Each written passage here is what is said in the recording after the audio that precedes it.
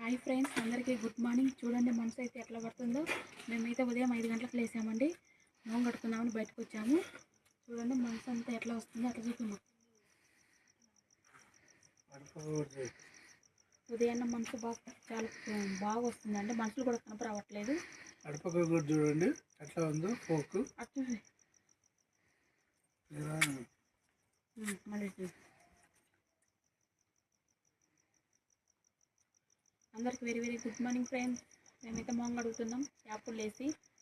ఈరోజు యాప్లతో కడుగుతున్నామండి మొహము.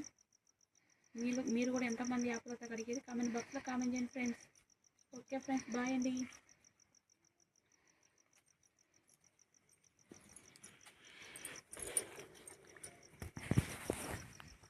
ఉంది